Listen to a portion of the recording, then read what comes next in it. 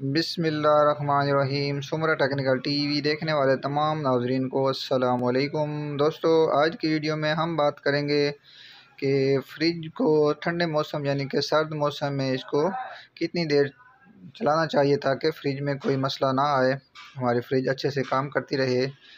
तो इस बारे में हम डिस्कस करेंगे, तो आपने वीडियो को एंड तक देखना है और वीडियो अच्छी लगे दोस्तों वीडियो को लाइक भी करना है, और अगर आप हमारे चैनल पर पहली बार आए हैं तो हमारे चैनल को सब्सक्राइब भी ज़रूर करना है।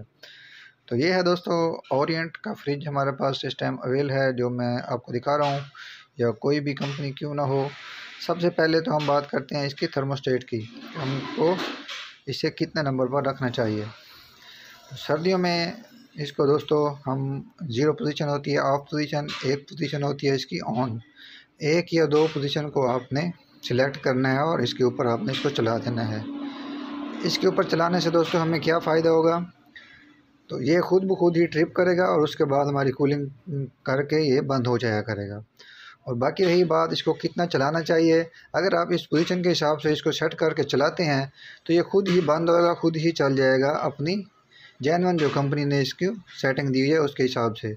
तो अगर आप चाहते हैं कि हम इसको ख़राब ना हो, तो आप दोस्तों इस तरह से इसको चलाएँगे तो आपका फ्रिज जो है देर पा चलेगा और इसकी बेहतर कारकर्दगी आपको मिलेगी और इसमें कोई फ़ॉल्ट भी नहीं आएगा।